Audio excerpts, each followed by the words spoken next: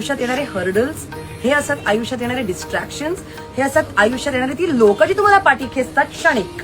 निघताना मला ना पायाला काहीतरी असं कर्कश टोचलं आणि माझं अख्खं लक्ष त्या करमीकडे गेलं की कशी मुंगी आहे. मी तिला झाडली म्हणजे असं हे केली आणि की किती चावली आहे मला किती दुखतंय मला. महाराजांना की आयुष्यात असं अनेक टप्प्यावर तुला परमानंद आनंद होईल, पण तुला ठरवायचं. आणि अशा बऱ्याच मुंग्या येऊन चावतील तुला, पण त्या क्षणिक वेदनांसाठी मी माझा जो मला परमानंद झालेला, जो मला आनंद मिळालेला, महाराजांनी जो माझ्या ओंजळीत टाकला, त्या आनंदाला मी बाजूला केलं या मुंगीसाठी जी मला थोड्या वेळ चावली आणि ते माझं बरंही झालं.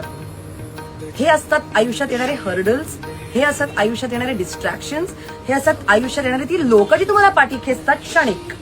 सांगायचा अर्थ महाराजांना होता की क्षणिक, बट इट्स ओके. अशा अनेक मुंग्या येणार, चावणार, तुला वेदना देऊन जाणार, पण तू ते घेऊन बसणार आहेस का की आज मी तुला इथे बोलवलं, तू इथे आलीस, तू चरित्र सुरू केलंस, तुझी कंठी माझ्याकडे आली, तुझं प्रेम माझ्यापर्यंत पोहोचलं, हे इनफ नाहीये. तुला दत्तयाग मिळाला, तुला महाराजांनी दर्शन दिलं, थोडक्यात तुला महाराजांना ओवाळता आलं त्यांच्या वाढदिवसाच्या दिवशी, तुला त्यांच्या पाळण्याला एक मी छान महाराजांसाठी भजनही गायलं तिथे, तुला एवढा सगळा आनंद दिला, तुझं लक्ष तरी पण त्या मुंगीकडेच आहे.